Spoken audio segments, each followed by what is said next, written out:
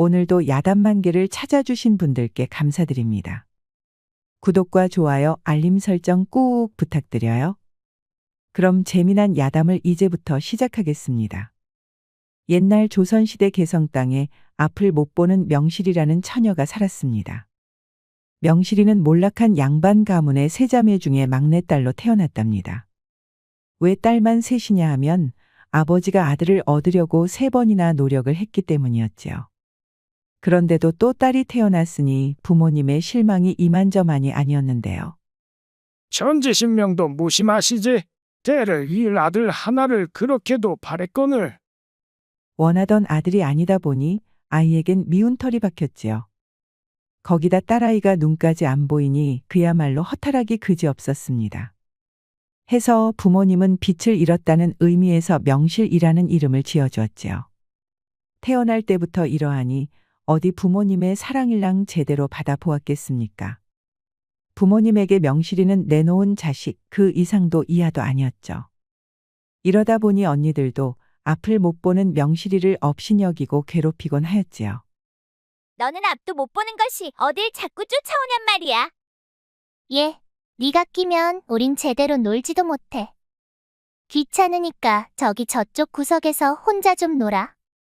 언니들에게 밀려난 명실이는 쓸쓸히 혼자 노는 날이 많았지요.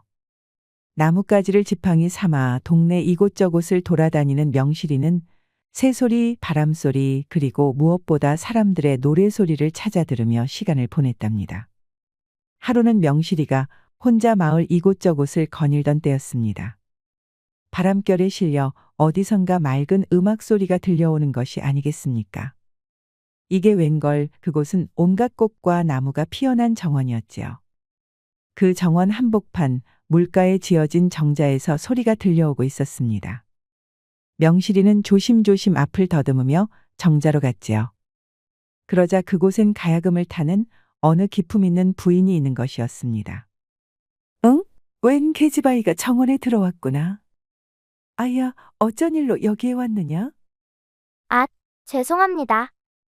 소리가 너무 맑고 듣기 좋아서 그만 저절로 발걸음을 움직이고 말았습니다. 가야금 소리가 그렇게도 듣기 좋았느냐? 자기도 모르게 여기로 올 만큼? 깜짝 놀란 명실이는 고개를 숙였지요. 헌데 이 부인은 명실이의 대답이 마음에 들었던 것 같았습니다. 하기사 신기한 일이었죠.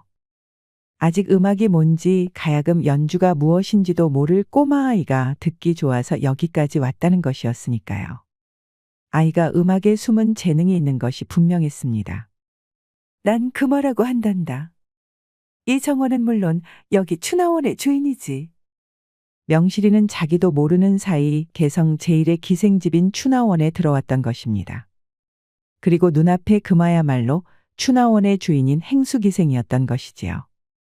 그마는 가야금의 명수라서 그 솜씨가 한양의 양반가에도 자자할 정도였답니다. 가야금 소리가 듣고 싶다면 언제든 추나원에 와도 좋다. 그 뒤로 명실이는 가야금 소리가 듣고 싶을 때면 추나원의 정원으로 향했지요. 그런 명실이를 지켜보던 그마는 하루는 조용히 명실이를 불렀답니다. 명실아, 가야금 소리가 그리도 좋다면 어디 한번 연주를 배워보겠느냐? 정말입니까?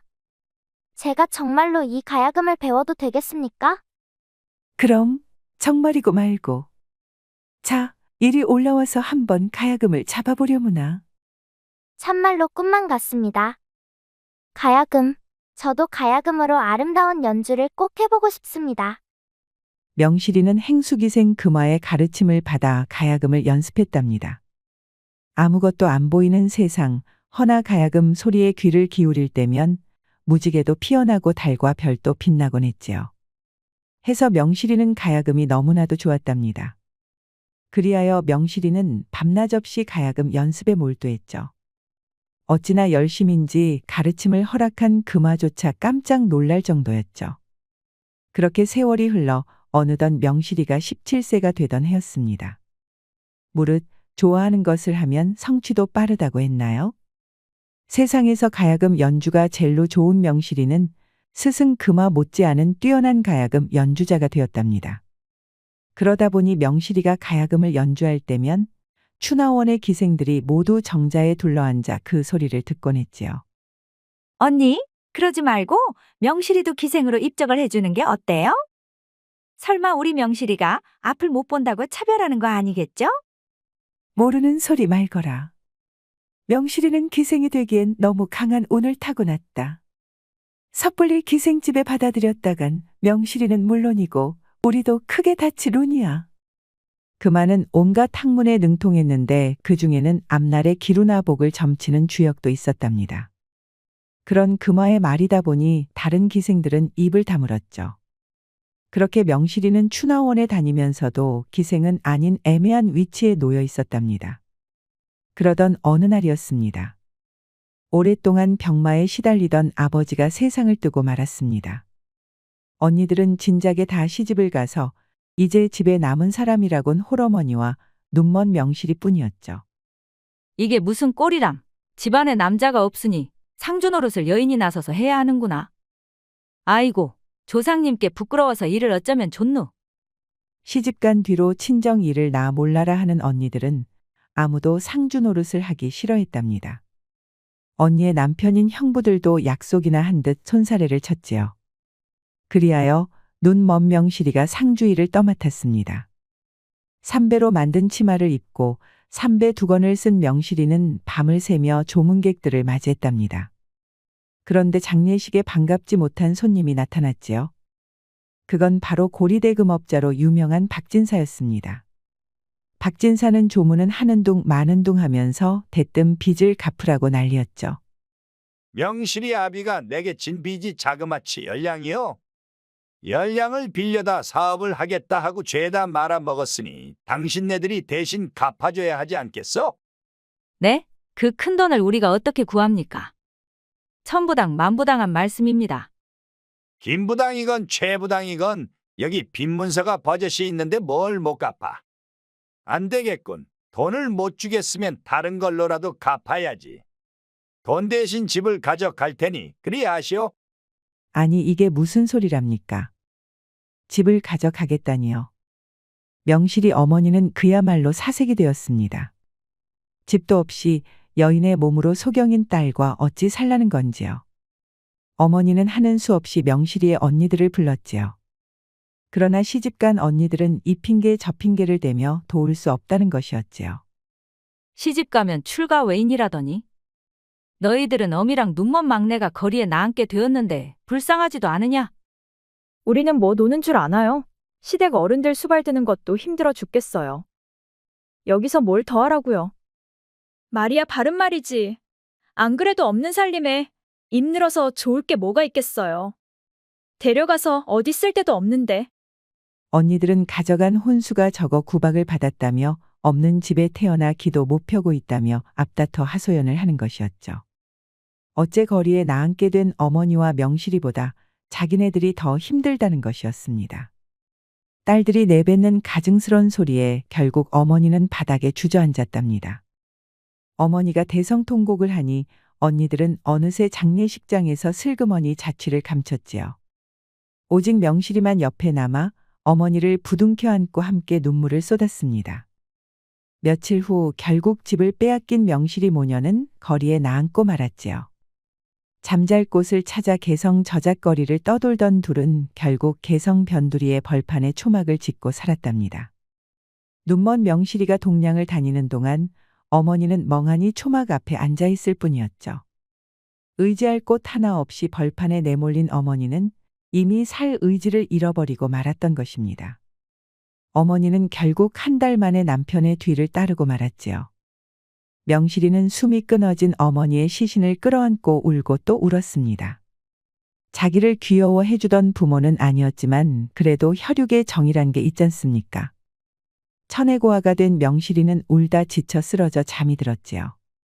명실이는 다시 삼배옷을 입었습니다. 언니들에게도 연락을 했지만 장례식에는 아무도 오지 않았지요. 얻어먹을 게 있어야 나타나는 인종들이다 보니 친엄마 장례식에도 꽁무니를 빼는 것이었습니다. 그리하여 명실이는 혼자서 꿋꿋하게 어머니 장례를 모두 치렀습니다. 그렇게 어머니를 떠나보낸 명실이는 아무도 없는 초막에 홀로 멍하니 앉아 있었지요. 배가 너무나도 고팠지만 이젠 아무래도 좋았습니다. 모진 세상살이 그만 끝내고 싶은 마음뿐이었죠. 죽기 전에 딱 한 번만 더 가야금 소리를 들어보면 좋으련만. 아니 그런데 이게 무슨 일이랍니까? 아무도 없는 벌판 어딘가에서 가야금 소리가 들리는 것이었지요. 천지신명이 명실이의 말을 듣기라도 한 걸까요? 너무나도 놀랍고 신기해서 명실이는 가야금 소리를 따라 무작정 걸었답니다. 그렇게 비틀비틀 한참을 걷던 명실이는 기운이 다해 쓰러지고 말았지요. 이제 정신이 좀 드시오. 가물가물한 의식이 점점 환해지더니 웬 사내의 목소리가 들려오는 것이었죠. 명실이는 화들짝 일어났습니다. 이곳은 대체 어딘가요? 우리 집이라오. 처자가 들판에 쓰러져 있길래 여기로 데려왔어. 사내는 수저를 들어 손수 명자의 입에 미음을 넣어주는 것이었죠. 너무나도 배가 고픈 탓에 명실이는 거절도 못하고 미음을 넙죽넙죽 받아먹었답니다. 그렇게 한 그릇을 다 비우고 나서야 정신이 좀 들었지요. 의원이 다녀가셨다오. 하는 말씀이 너무 굶어서 생긴 일이니 며칠 잘 먹고 푹 쉬면 낫는다고 했어. 아닙니다. 이렇게 구해주시고 미움까지 내주셨는데 더 이상 신세를 질 수야 없지요. 어허, 아직 몸도 낫지 않았는데 어찌 가려 하시오. 괜히 내 수고를 헛되게 하지 말고 좀 더 머무르시오. 사내의 음성에는 묘한 힘과 위엄이 서려 있었죠. 한 번 들으면 도저히 거역하기 힘든 그런 무게감이 있었답니다. 이에 명실이는 일어나려던 것을 멈추고 자리에 누웠습니다. 그 후로도 사내는 자주 명실이를 찾아와 직접 미움도 먹이고 간호도 해주었지요. 처자, 혹시 앞이 보이지 않으시오? 명실이가 자꾸만 미음 그릇을 놓치자 그걸 유심히 살피던 사내가 물었지요. 네, 태어날 때부터 앞을 보지 못했지요. 허, 아픈 것을 들추고 말았구려. 네, 미안하오. 명실이의 대답에 사내는 마음이 아팠지요. 세상에 아름다운 것이 얼마나 많은데 명실이는 아무것도 누릴 수 없었으니까요. 내 이름은 이윤이라고 하오. 처자의 이름은 어찌 되시오?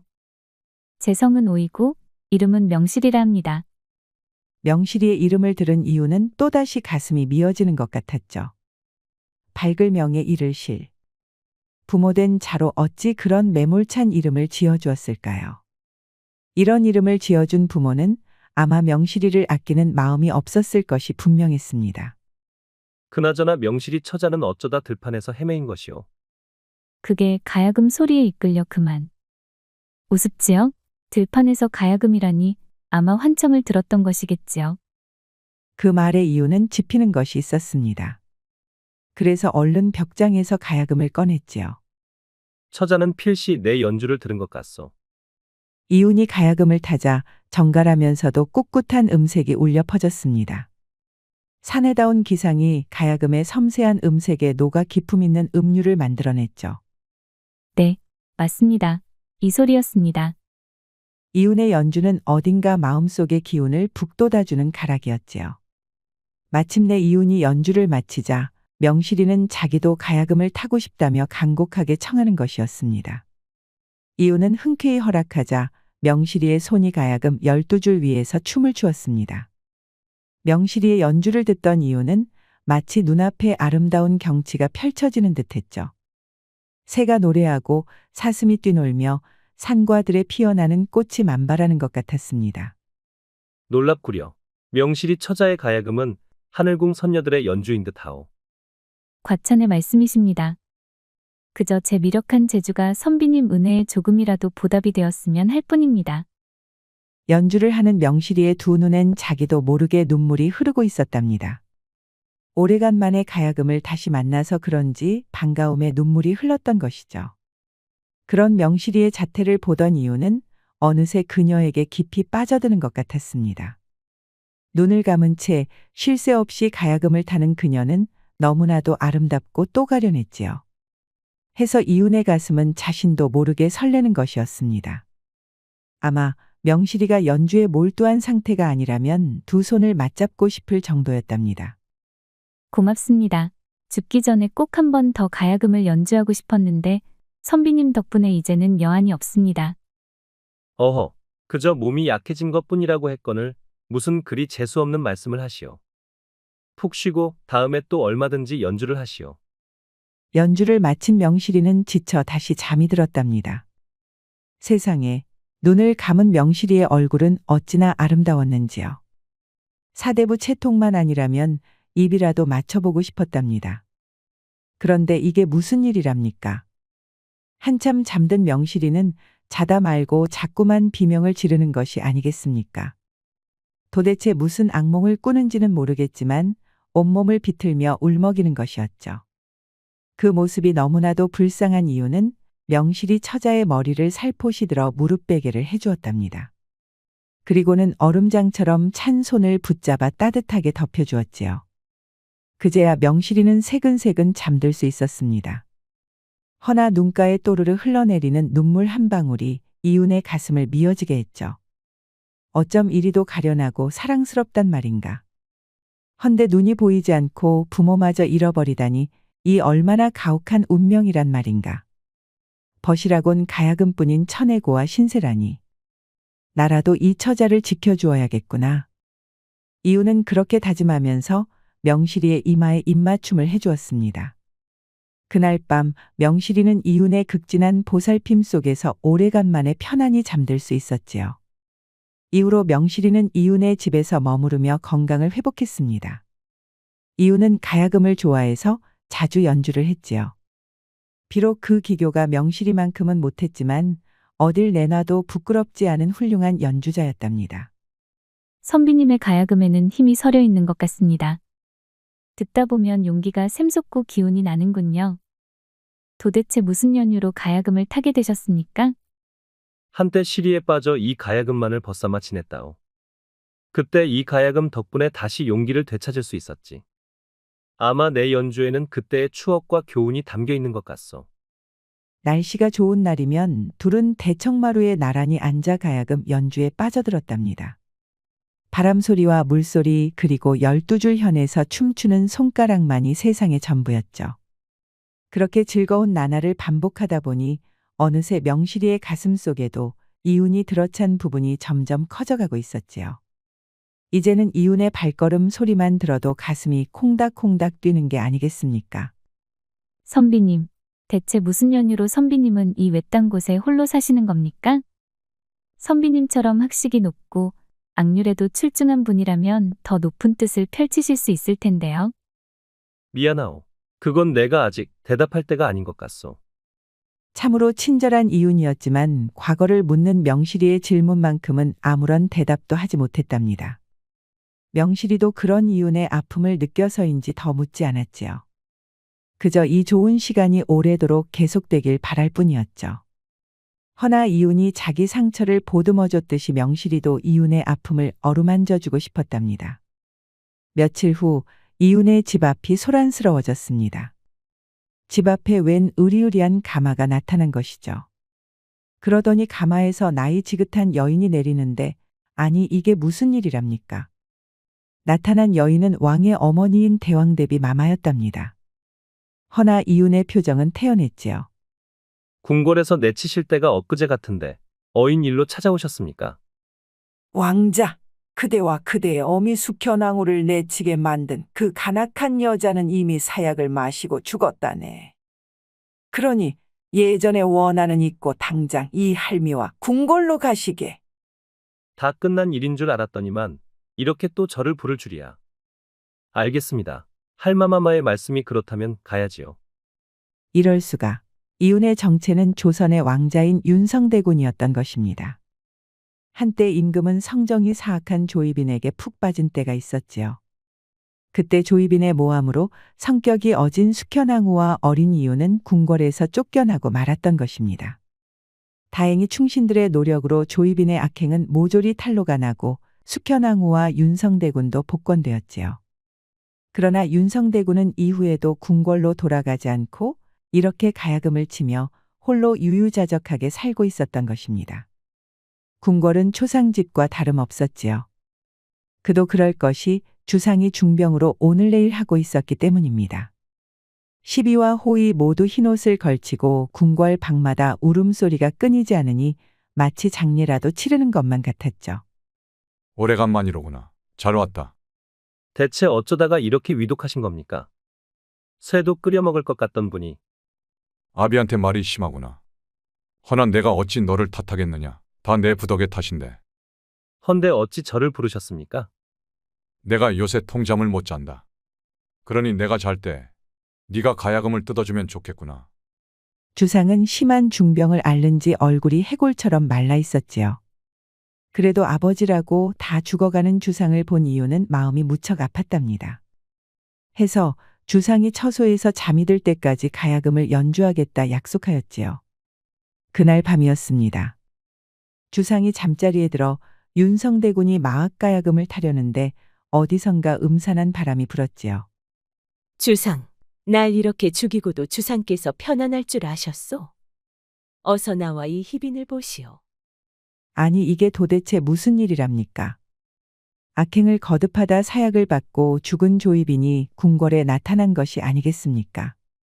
조이빈은 악에 바친 얼굴로 소리를 지르며 주상이 누운 처소로 걸어 들어오는 것이었습니다. 그러자 주상은 식은땀을 줄줄 흘리다가 크억크억하며 신음을 내는 것이었습니다.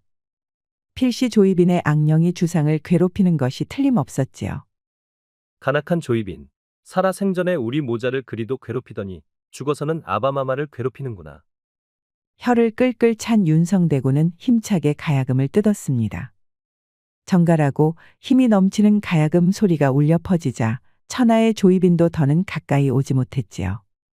그저 침상 주변을 빙빙 돌면서 기회를 노릴 뿐이었습니다. 그렇게 밤새도록 주상을 노리던 조이빈은 새벽 달기 우는 소리가 들리자 온데간데 없이 사라졌답니다. 고맙구나. 네 덕에 오래간만에 잘 잤다. 덕분에 한시름 놓았구나. 잠을 푹 잘 수 있었던 임금은 이게 다 윤성대군 덕분이라며 크게 치하였지요. 허나 윤성대군은 고개를 저었습니다. 자신의 연주로는 조이빈을 막을 순 있어도 물러가게 할 수는 없다는 것이었습니다. 해서 조이빈의 악령을 물리치려면 더 뛰어난 가야금 연주자를 불러와야 한다는 것이었죠. 허나 주상은 고개를 저었습니다. 다른 연주자들은 조이빈의 얼굴만 봐도 겁을 먹고 쓰러지는데 어찌 연주를 하겠습니까? 그 말에 곰곰이 생각을 하던 윤성대군은 무릎을 탁 쳤습니다. 땅거미가 지기 시작할 무렵 명실은 궁궐로 불려왔답니다. 비록 앞이 보이지는 않았지만 주변을 둘러싼 긴장한 공기와 무거운 발걸음 그리고 엄숙하고 위험 있는 음성이 여기가 궁궐이라는 걸 똑똑히 알게 해줬죠. 겁먹은 명실이는 벌벌 떨면서 꿇어 엎드렸지요. 행여 자기가 무슨 잘못을 저지르지는 않았는지 걱정하면서요. 그때 반가운 목소리가 들려왔습니다. 겁먹지 마시오. 명실이 처자가 꼭 해줘야 할 있어 부른 것이오. 윤성대군이었죠. 윤성대군은 명실이 처자의 손을 꼭 쥐고 안심시켜 주었답니다. 그리고는 자기와 함께 오늘 밤 가야금을 연주해 달라고 했지요. 생전 처음 궁궐에 들어온 터라 여전히 얼떨떨했지만 명실이 처자는 그 부탁을 수락했습니다. 아무렴 윤성대군의 부탁을 어찌 거절하겠습니까? 지금도 이렇게 손을 붙잡힌 것만으로도 가슴이 뛰어 금세라도 들킬 것만 같았죠. 그날 밤 자정이 되자 조이빈은 또다시 나타났습니다. 서늘한 한기가 불고 비단을 찢는 듯한 기이한 소리가 들리더니 마침내 악령이 모습을 드러냈죠. 주상, 오늘 밤에야말로 주상을 저승으로 데려가겠으니 더는 저항하지 마시오. 귀기가 서린 조이빈은 오늘 밤이야말로 사생결단을 낼 기세였습니다. 마침내 악령이 주상의 처소에 나타나자 윤성대군이 연주를 시작했지요. 하지만 힘이 더 강해진 조이빈은 코웃음을 쳤답니다. 소용없다. 이번에는 그런 연주로 어림도 없을 줄 알거라. 그때 청아하고 맑은 가야금이 윤성대군의 연주에 소리를 보탰습니다. 바로 명실이의 연주였죠. 명실이는 귀신도 사람도 함께 울릴 애끓는 가락을 만들어내는 것이 아니겠습니까? 그 소리에 조이빈은 벼락 맞은 듯 굳어버렸답니다. 너는 내가 두렵지 않느냐. 천하의 연주자들이 이 조이빈의 악기 같은 몰골에 실성을 했건만 너는 어찌 멀쩡한 게냐. 희빈마마, 저는 앞이 보이지 않사옵니다. 그런 제게는 지아비에게 버림받은 슬픈 여인만이 느껴질 뿐이옵니다. 그러니 부디 제 연주를 들으시고 그만 한을 푸시길 비옵니다. 명실이의 구슬픈 가락이 울려 퍼지자 궁궐에서 울지 않는 이가 없었습니다. 부모에게 사랑받지 못하고 자매들에게 버림받고 마침내 천혜고아가 되었으나 끝끝내 세상을 미워하지 않은 명실이의 마음이 가야금에 타고 전해졌던 것이지요. 이윽고 저 간악한 조이빈마저도 슬픔에 북받쳐 흐느끼다가 조용히 사라져버렸답니다. 한을 푼 조이빈이 마침내 궁궐을 떠났구려. 성공이요. 명실이 처자. 그대의 연주가 조이빈을 성불시킨 것이요. 그 뒤로 조이빈의 악령은 다시는 나타나지 않았지요. 명실이의 연주에 원한을 훌훌 털고 저승으로 떠나버렸기 때문이었습니다. 그러자 임금의 병은 보름도 지나지 않아 씻은 듯이 나았답니다. 병세에서 회복된 임금은 크게 기뻐하며 윤성대군을 왕세자로 책봉하였지요. 오래간만에 궁궐에 경사가 난 것입니다. 아바마마, 제가 청이 하나 있습니다. 말해보거라. 그게 뭐인들 과인의 목숨을 구하는 것보다 어려운 일이겠느냐? 윤성대군은 명실이를 세자비로 맞이하고 싶다는 거였습니다. 주상전하는 아주 잠깐 망설였지만 명실이가 보여준 놀라운 가야금 연주와 그보다도 더 놀라운 명실이의 성품을 고려해 청을 수락해 주었지요. 윤성대군은 기쁨에 못 이겨 명실이를 껴안았답니다. 앞 못 보는 제가 어찌 세자저하를 보필하겠습니까? 제가 세자비라니 당치도 않사옵니다. 그러니 저하께서는 저보다 훌륭한 가문의 교수를 골라 세자비를 삼으십시오. 무슨 소리요? 이 세상에 명실이 그대보다 더 내게 어울리는 여인은 없어. 아무렴 주상의 목숨을 구한 여인이 이 조선 팔도에 어디 또 있겠어? 고민하던 명실이는 윤성대군이 끈질기게 권하자 마지못해 수락했지요. 싫어서가 아니라 혹여 윤성대군께 누가 될까 두려웠기 때문이었습니다. 마침내 윤성대군의 손을 맞잡은 명실이의 눈에는 기쁨의 눈물이 흘렀지요. 그렇게 둘은 궁궐 전체의 축복 속에서 경사스럽게 혼례를 치렀습니다. 궁장한 명실이는 너무나도 예뻐서 순간 하늘에서 선녀가 내려온 줄 알았답니다. 윤성대군은 혼례식 내내 입이 함지박만큼 벌어졌지요. 대군을 복귀시킨 대비와 아버지인 주상도 너무나 기뻐했습니다. 조정의 신하들과 궁궐의 왕족들도 모두 모여 두 사람을 축복해 주었지요. 잠깐 그 혼례 멈추시지요. 혼례가 한창 진행될 때였습니다. 비열하기로는 죽은 조이빈 못지않다는 철성대군이 모습을 드러낸 것이지요. 그리고 철성대군의 뒤에는 명실이의 두 언니가 있었습니다. 아니 이게 무슨 소란이냐? 이런 경사에 갑자기 끼어들다니 정신이 있는 게냐? 송구합니다, 아바마마. 허나 아바마마와 윤성대군 형님께서도 알아야 할 일이 있어 왔습니다. 그것이 무엇이냐? 저 명실은 천안 기생 출신으로 절대로 세자비로 들여서는 아니 되는 여인입니다. 제 뒤에 여인들은 명실의 언니들이온데 이들이 바로 그 증인이옵니다. 언니들은 명실이가 추나원을 제 집처럼 드나들었고 결국 기생이 되었다는 것이었죠. 가야금도 거기서 배웠다는 말에 주상의 눈이 흐려졌습니다. 참말이냐? 명실아? 그 말이 참말인 게냐? 놀란 명실이는 고개를 흔들었지만 증명할 길이 어디 있겠습니까? 억울함에 몸을 떨며 눈물만 뿌리고 있었지요. 그때였습니다. 그건 제가 대답하겠나이다. 혼례를 위해 악곡을 연주를 하던 여인 하나가 벌떡 일어나는 것이 아니겠습니까? 그녀야말로 추나원의 주인인 금화였지요. 이건 추나원의 모든 기생 명부이옵니다. 허나 이 명부 어디에도 명실의 이름은 없사옵니다. 왜냐하면 행수기생인 제가 결코 그것을 허락하지 않았기 때문입니다. 물론 명실이가 기생이 되고 싶다고 말한 적은 더더욱 없사옵니다. 주상은 직접 명부를 가져오라 일렀지요. 명부를 찬찬히 훑었지만 금화의 말처럼 명부에는 명실의 이름이 없었습니다. 심지어 지우거나 고쳐 쓴 흔적조차 없었지요. 그제야 모든 것을 알게 된 주상은 철성대군은 유폐하고 명실이의 언니들은 옥에 가두라 명령하였답니다. 스승 금화와 재회하게 된 명실이는 너무나 기뻤지요. 둘은 서로를 끌어안고 엉엉 울었답니다. 금화는 명실이가 가야금으로 주상을 구한 일을 칭찬하고 또 칭찬하는 것이었죠. 널 찾았을 때는 이미 내 자취가 천리밖에도 안 남아있더구나. 왜 그때 내게 도와달라고 하지 않았느냐. 차마 스승께 부담을 주고 싶지 않았던 명실이는 그제야 금화의 깊은 사랑을 알았지요.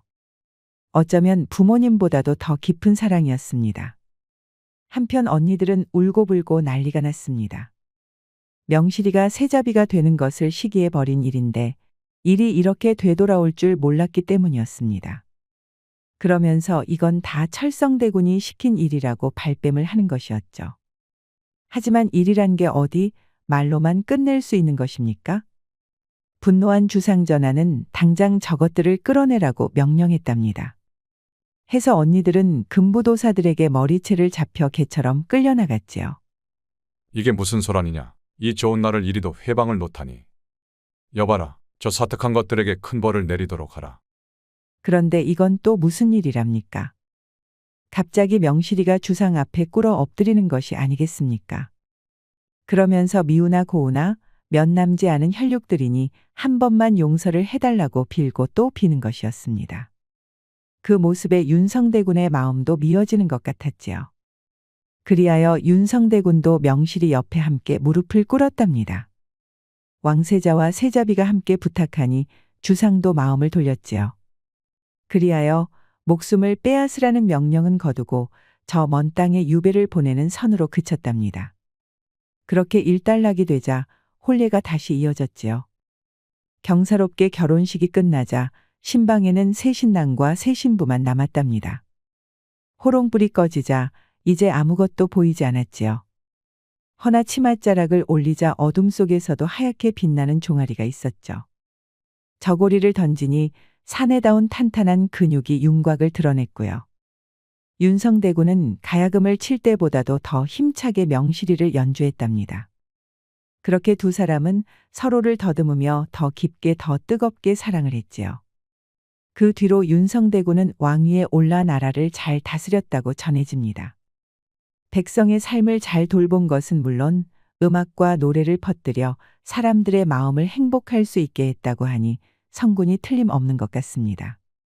세자비에서 황후가 된 명실이는 비록 앞을 보지는 못했지만 그 자애로움과 인내력으로 임금이 된 윤성을 잘 보필했지요. 두 사람은 아들, 딸 여럿 낳고 백년애로 했다고 하니 참으로 경사스런 일이 아닐 수 없습니다. 명실이는 수많은 고난 속에서도 다른 사람의 아픔을 동정하는 어진 마음을 잃지 않았습니다. 아마 그녀의 가야금이 그토록이나 아름다운 소리를 낼 수 있었던 것도 그런 그녀의 아름다운 품성 때문이 아닐까 싶습니다. 우리도 그녀의 이야기를 되새겨 어질고 따뜻한 품성을 지니도록 해야겠습니다. 우리 영상을 시청하신 모든 분들께 행복이 가득하길 기원하겠습니다. 구독과 좋아요, 알림 설정 부탁드려요. 이후에도 재미난 이야기가 많이 준비되어 있으니 다른 영상도 꼭 보러 와주세요.